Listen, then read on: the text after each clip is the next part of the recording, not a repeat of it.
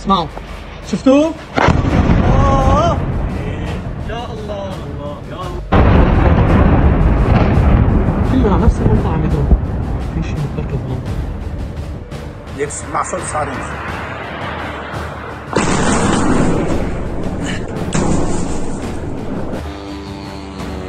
هذا ولدي كذاب. وش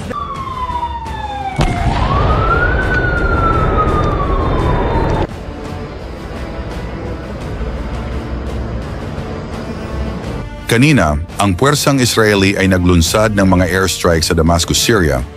upang pasabugin ang mga kagamitang pandigma ni Bashar at Khamenei sa lugar na ito bago pa mapunta sa kamay ng mga rebelde o di kaya sa iba pang grupo na may galit sa Israel. Ang mga airstrike na ito ng Israeli Air Force ay isang paniguradong hakbang ng gobyerno upang hindi na magamit pa sa kasamaan ang mga armas ng Iran sa Syria kung sakaling bumaliktad ang organisasyong Tahrir al-Sham at puntiryahin ang balwarte ni Netanyahu na magdudulot ng matinding pangamba sa mamamayan ng Israel. Kung saan mula kaninang madaling araw ay inumpisahan na ng Israeli Defense Forces ang pagbomba sa mga pasilidad na may mga nakaimbak na armas na walang pag-alinlangang binagsakan ng IDF ng air-to-ground missile upang wasakin ang mga kagamitang pandigma ni Khamenei sa Damascus. Na ang maraming kabahayan ay humantong sa matinding pagsabog bilang resulta sa terorismong gawain ng magtandem na Bashar at Ayatollah sa bansang Syria. Inikutan din ng puwersang Israeli ang mismong port ng Syria upang linisin ang kalat na iniwan ng Iran sa lugar na ito, na talaga namang hindi nagdalawang isip ang militar sa paghagis ng bomba upang sunugin ang mga sasakyan na ginagamit ni Khamenei at Assad sa pagpupuslit ng mga armas. Na sa sobrang lakas ng impact ng bombang bumagsak sa bahaging ito ng Syria, ay nawasak at sumabog ang maraming mga sasakyan at mga bodegang pagmamayari ng Supreme Leader ng Iran. Na nasayang lang ang mga armas na ipinundar ni Khamenei sa loob ng mahabang panahon dahil sa winasak lang ito ng Israel sa loob lang ng ilang minuto. Dumiritso na rin ang Israeli Defense Forces sa airbase ng Syria upang wasakin ang mga sasakyang panghimpapawid na dating ginagamit ng militar ni Bashar upang hindi na ito mapakinabangan pa ng maraming grupo na tumatakbo sa Syria. Kung saan ang militar ng Israel ay hindi naakit sa kalidad ng mga helicopter na ito at agad na binomba upang sirain ang mga chopper ni Assad sa masalimuot na rehiyon ng Syria. Ang desisyon ng IDF na bombahin at sirain ang mga sasakyang panghimpapawid ng militar ng Syria ay isang magandang plano ng puwersang Israelita dahil sa nakita ng gobyerno ng Israel na ang iniwang mga helicopter at fighter jet ng militar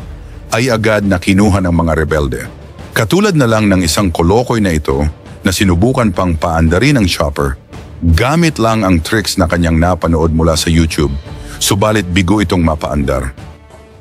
من هون شغل بقى كنت بدور على اليوتيوب طريقة تشغيل الطيارة المروحية ما عم نعرف مشكلة.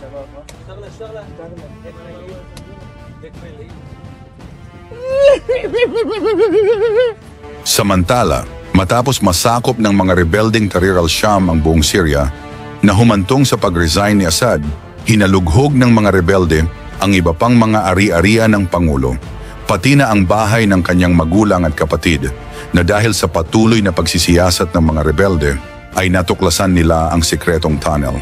Kung saan ang mga ulat ay nagpapahiwatig na ang tunnel ay natagpuan sa ilalim ng mansyon ni Maher al-Assad, kapatid ni Bashar na isang mataas na opisyal ng militar.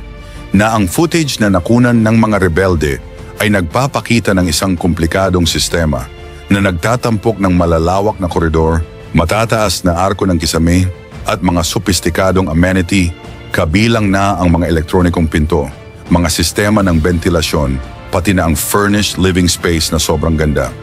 Ayon sa ating nakalap na mga impormasyon, na ang tunnel na ito ay idinisenyo hindi lamang para sa pagtakas, kundi para din sa kaginhawahan na may mga silid na may kasamang mga kusina na puno ng mga pagkain. Subalit simula ngayon ay hindi na nila pwedeng uwian at gamitin ang magandang mansyon na ito. Dahil siguradong sasapitin ni Assad ang matinding parusa kapag nakita siya ng mga rebelde, katulad na lang ng sinapit ng kanyang pinsan na si Sulaiman Hilal al-Assad na isinabit ng mga rebelde habang nakatali ang mga kamay upang tudasin ito sa harap ng maraming tao para pagbayaran ni Sulaiman ang maraming kasalanan na ginawa niya sa kanilang bansa na hindi natin pwedeng i-play ang video na ito bilang pagsunod sa batas ng YouTube. Pinakawalan na rin ng organisasyong Tahrir al-Sham ang maraming preso na ikinulong ng diktador na ang maraming tao sa loob ng kulungan ay nagkaroon ng panibagong pag-asa na mabuhay pa sa mundong ito kasama ang kanilang mga mahal sa buhay. Kasunod ng paglabas ng mga preso, natuklasan din ng publiko na meron palang slaughter room sa loob ng bilangguan na ang makinang ito ay isang gilingan kung saan ang mga taong matataas ang kaso at wala ng pag-asang lumaya ay siguradong sasapitin ng ganitong mga parusa habang ang ibang preso naman na matitigas din ang ulo ay ipinapasok naman sa isa pang kwarto na ito na may taling nakahanda upang dito sila pahirapan at itumba ng militar ni Bashar. Ang ganitong pamamalakad ni Assad ay nagbigay ng matinding galit sa maraming mamamayan ng Syria na tiningnan nila si Bashar bilang isang demonyo dahil sa mga gawain nitong hindi makatao.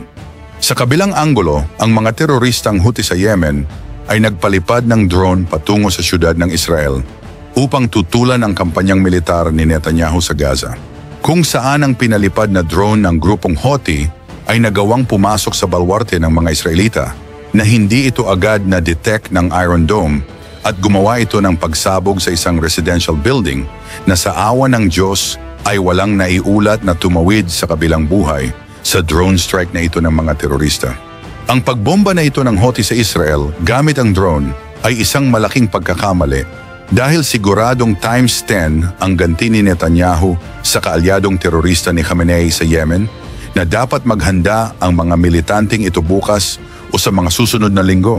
dahil hindi kinukonsinti ng gobyerno ng Israel ang ganitong pag-uugali ng mga militante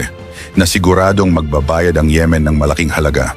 Ayon sa tagapagsalita ng kilusang Houthi na ang isang drone strike na nagtatarget sa isang gusali ng tirahan sa Yavne sa gitnang bahagi ng Israel